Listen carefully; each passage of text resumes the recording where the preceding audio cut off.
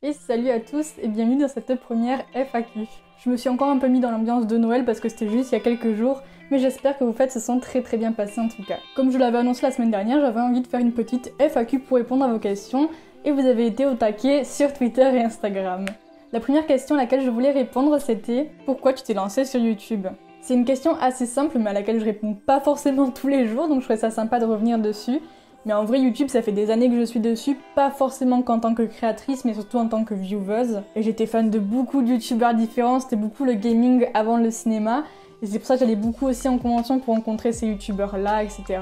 Et du coup, à force de rencontrer des youtubeurs, de regarder beaucoup de vidéos, ça donne forcément envie de s'y mettre aussi. On se dit qu'on a peut-être des choses à raconter et à partager aux gens. Et forcément, les études de cinéma, ça a accéléré tout ça. J'avais vraiment une envie de partager avec les gens, de faire découvrir plein de choses sur le domaine qui me tient tant à cœur. Donc voilà, j'ai pas commencé avec le cinéma, j'avais d'abord une chaîne YouTube sur Harry Potter il y a des années de cela. Puis j'ai continué avec des petites vidéos que j'ai maintenant mis en non répertorié parce qu'elles ont plus vraiment de sens, jusqu'à trouver ma vraie voie avec le cinéma. On m'a également demandé ton plus beau souvenir que tu as sur YouTube. Je trouve qu'il s'accompagne un petit peu de ce que j'ai pu dire avant, en tant que vieweuse tant qu'en tant que créatrice. J'ai toujours beaucoup aimé les conventions, ça me permettait autant de rencontrer les youtubeurs que des fans qui sont devenus aujourd'hui des très bons potes. Les conventions c'est un peu YouTube mais version réelle, donc t'as vraiment cet espace de partage de fou. Mais en vrai, ma première chaîne me remémore beaucoup de bons souvenirs aussi, j'ai fait tellement de rencontres à cette époque-là, j'avais même une chaîne de live avec d'autres youtubeurs et tout, c'était un truc de ouf. Mais c'est vrai qu'aujourd'hui, en tant que youtubeuse, ce que j'aime vraiment faire, c'est créer des nouvelles émissions, sachant que je sais que vous serez là derrière. Et le must-have, c'est vraiment faire des lives sur les chaînes d'autres youtubeurs et peut-être un jour sur celle-là, qui sait. Et puis Twitter, je trouve que c'est un endroit où t'échanges tellement concernant le cinéma YouTube que je me régale vraiment beaucoup trop. Et puis les rencontres que j'ai faites là-bas, elles sont vraiment... Pour rester sur cette voie-là, on m'a aussi demandé quels étaient mes rêves, puis mon objectif à long terme, ce que je voudrais faire comme boulot dans le cinéma. Et pour le coup, c'est pas une question que je me pose très souvent parce que j'ai plus tendance à vivre le moment présent et à profiter de ce que j'ai maintenant que me projeter. Et ça peut poser problème, mais moi je fonctionne comme ça. C'est-à-dire que je me projette pas forcément dans un métier particulier dans le cinéma. Si je fais des études, c'est parce que j'aime tout l'univers du cinéma et pas forcément une seule voie. Donc on verra où ça nous mène, selon les rencontres que je fais, selon mes projets perso, etc. Mais c'est sûr que si je pouvais continuer sur YouTube ou travailler dans je sais pas, l'audiovisuel, les émissions télé qui peuvent parler de cinéma ou quoi, ce serait trop cool. Et du coup, ça suit l'idée de mes rêves. J'aimerais juste bosser dans le cinéma et l'audiovisuel si c'est possible, ou même découvrir un autre univers, autant j'aimerais autre chose plus tard. Mais voilà, en tout cas, de continuer mes études, ça c'est sûr que c'est quelque chose que je souhaite pour le moment, parce que c'est ce qui me rend heureuse, et voilà quoi. Et du coup, on m'a demandé dans combien de temps je finissais mes études aussi. Du coup, pour ceux qui ne le savent pas, parce que je le partage pas forcément énormément, mais je suis en licence de cinéma et audiovisuel en 2e année. Du coup, il me reste encore cette année à finir, l'année prochaine pour finir ma licence, et je pense ensuite partir en master, peut-être à l'étranger, je verrai. Mais en tout cas, si vous avez des questions sur mes études ou quoi, n'hésitez pas, ou si vous voulez que je fasse une vidéo dessus pour ceux que ça peut intéresser, avec grand plaisir. On m'a d'ailleurs demandé si j'avais des envies de voyage, ou si j'avais prévu de vivre dans une ville en particulier. Pour les voyages, c'est un petit peu compliqué dans cette situation, et pour le moment, j'essaie d'investir un petit peu dans mon matériel, mais bon, on verra plus tard. En tout cas, le voyage que j'ai pu faire à Londres il y a quelques années m'a énormément marqué, donc je sais que je veux continuer à voyager. J'aimerais bien retourner à Londres encore une fois parce que ça m'a vraiment plu. Mais sinon, le voyage dont je rêve le plus, je pense que c'est soit le Japon, soit l'Amérique du Sud, qui me donne beaucoup trop envie. Mais c'est des voyages que je veux faire quand je serai vraiment à l'aise financièrement pour pas me mettre beaucoup de barrières ou me dire ça je peux pas le faire, ça je peux pas le faire, et vraiment profiter de mon voyage comme si c'était la seule fois où j'allais y aller quoi. Et du coup, comme dit précédemment, je ferai peut-être un Erasmus pour mon année de master, je ne sais pas du tout, je verrai d'ici là.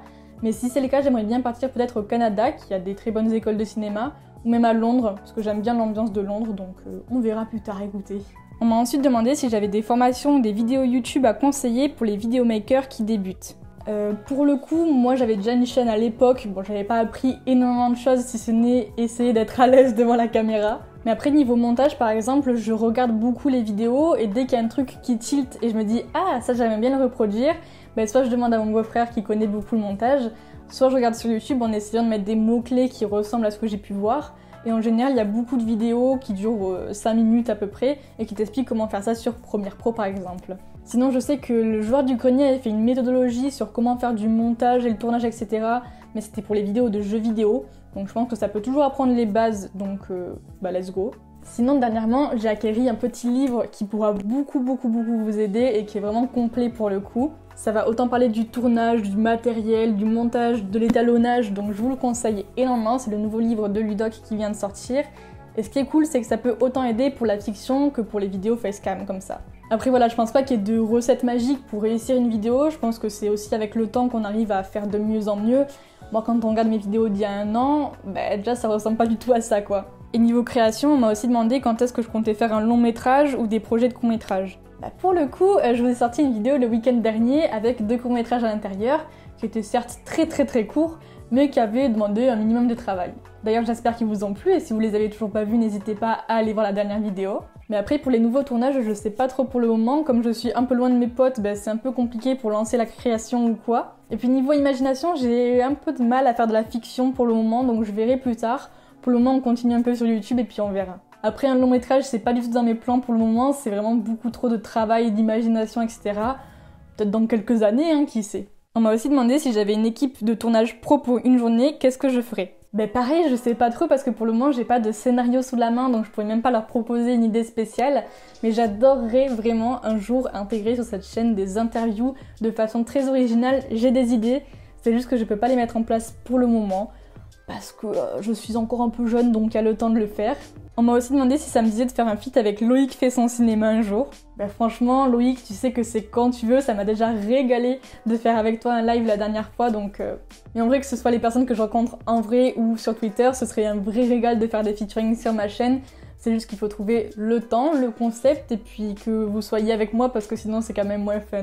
Mais bon, qui sait, peut-être qu'un jour je trouverai une nouvelle émission à faire à distance. On m'a aussi demandé pourquoi Adam Bros mérite les 100 000 abonnés. Et c'est une question à laquelle j'ai réfléchi. Et en fait, je me suis dit, il mérite les 100 000 abonnés pour une seule et bonne raison. Et bien tout simplement parce que sa prochaine vidéo sera sur ma chaîne YouTube, parce qu'il y a beaucoup trop de choses à dire, que je suis une personne beaucoup trop intéressante, et que c'est très simple de faire une vidéo de 10 minutes sur ma chaîne. Donc voilà, n'hésitez pas à vous abonner à la sienne, parce qu'il va parler de moi bien sûr. Pour terminer avec YouTube, on m'a aussi demandé de partager mon top 3 de mes youtubeurs que je regarde en ce moment. La troisième chaîne que je regarde absolument tout le temps dès qu'il sort une vidéo, je suis au taquet, c'est la chaîne de Savun. Je sais pas trop prononcer son pseudo, mais j'adore sa chaîne. Il fait des genres de reviews sur un jeu vidéo qu'il vient de tester, et c'est à mourir de rire, parce qu'à la fois c'est très intéressant, y a pas de souci, mais il fait un montage tellement efficace, même sa voix elle porte super bien je trouve, et puis il a énormément de références, donc c'est trop cool. Il y a comme d'habitude, vous allez me dire, Bruno Maltor qui forcément se retrouve dans ce top. J'aime beaucoup la façon dont il parle, ce qui dégage, c'est toujours de la bonne humeur et un partage de fou. Si vous connaissez pas sa chaîne, il fait des voyages autour du monde et c'est toujours très joli. Et pour terminer, je pense que la chaîne que je regarde le plus en ce moment, parce qu'elle fait beaucoup trop de bien et c'est toujours trop intéressant, encore une fois, c'est la chaîne de Ben Never que je vous partage absolument tout le temps sur Instagram. À chaque nouvelle vidéo, je suis là, celle-là elle est bien, regardez-la. J'aime beaucoup cette idée de rompre les tabous, de rompre des idées données, etc. sur n'importe quel sujet en plus de ça, donc c'est trop bien. Je trouve les invités toujours très sérieux, très sincères, enfin vraiment c'est une pépite cette chaîne, donc elle mérite beaucoup plus d'abonnés. Mais avant de terminer la vidéo, je voulais faire un petit détour sur le cinéma pour vous donner un petit peu mes goûts. On m'a d'abord demandé les films que j'attendais le plus. Forcément les plus connus, ça va être Dune, Call Me By Your Name 2 ou encore Mandibule. Mais j'attends aussi énormément Last Night in Soho de Edgar Wright avec Anya Taylor-Joy et Matt Smith, ou encore Annette de Léos Carax avec Adam Driver et Marion Cotillard. Vraiment ces deux-là, vu le casting, ils me hype tellement. On m'a aussi demandé quel était mon film d'animation préféré, et en vrai j'ai pas vraiment une réponse précise, mais je sais que l'animation qui m'a vraiment explosé les yeux par sa beauté, c'était Le Conte de la Princesse Kaguya. En plus je trouve ça dommage parce que c'est pas le Ghibli le plus connu et pourtant je trouve qu'il est très original et il est tellement beau et poétique comme toujours. D'ailleurs je voulais peut-être vous faire un top 10 des meilleurs films d'animation parce que j'en regarde de plus en plus et que je commence à avoir un petit paquet de top 10, top 5. Du coup si ça vous dit n'hésitez pas à me le mettre en commentaire et même si vous avez d'autres idées de top 10, je suis preneuse, moi ça me fait toujours plaisir. On m'a aussi demandé quelle était ma série préférée et pourquoi. Et comme vous le savez sûrement si vous me suivez sur Captain Watch, ma série préférée c'est Sherlock Holmes. Même si c'est juste Sherlock je crois. Mais cette série quand je l'ai regardée, j'allais partir à Londres donc peut-être que c'est pour ça aussi que je l'ai aimée encore plus. Mais je trouve les deux acteurs de cette série absolument fabuleux et les personnages qu'ils interprètent, ils sont tellement différents l'un de l'autre et ils se complètent tellement l'un l'autre que c'est génial. Voilà, c'est quand même une série BBC, ça annonce que c'est quand même pas trop mal. Puis je trouve l'esthétisme super bien travaillé, ça me fait un petit peu penser à Peaky Blinders par exemple, avec un peu de gris et de bleu très londonien. Puis voilà, il y a du charisme, il y a du mystère, Enfin, je trouve la série absolument passionnante et le fait que ce soit des gros épisodes de type film et qu'il y en ait très peu par saison, je trouve que ça te plonge vraiment dans le truc et t'es pas obligé de tout suivre d'un coup, tu peux faire épisode par épisode vraiment comme si c'était une saga de films en fait. Donc j'aime bien que ce soit un mélange entre film et série parce que c'est les deux univers que j'aime le plus donc... Et je pense qu'on peut terminer avec la question sur quel est mon réalisateur préféré, mon acteur et mon actrice. On m'avait aussi demandé quel était mon film préféré mais c'est pas une question à laquelle je peux répondre actuellement. J'ai encore énormément de films à voir dans ma vie et j'en ai déjà vu beaucoup mais en choisir qu'un seul ce serait vraiment trop dommage. Du coup, je vous invite à aller voir ma liste de mes top films de ma vie que je vous avais déjà parlé dans ma dernière vidéo sur Captain Watch. Si vous voulez, je vous mettrai le lien en barre d'infos, il n'y a pas de souci. Sinon, niveau réalisateur, j'ai pas vraiment un top, mais j'aime énormément les films de Scorsese, de Xavier Dolan, vous le savez à force, et de Damien Chazelle. Pour le coup, Damien Chazelle a pas énormément sorti de films, mais j'ai tellement eu un gros coup de cœur pour La La Land et Whiplash que je peux pas ne pas le mettre dans mon top réalisateur.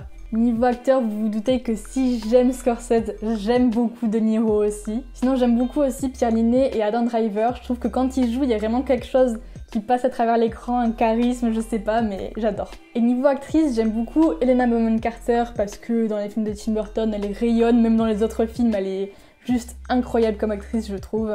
Et sinon, grâce à Xavier Dolan, j'ai découvert Anne Dorval que j'ai beaucoup trop aimée et j'espère trop la découvrir dans d'autres films bientôt.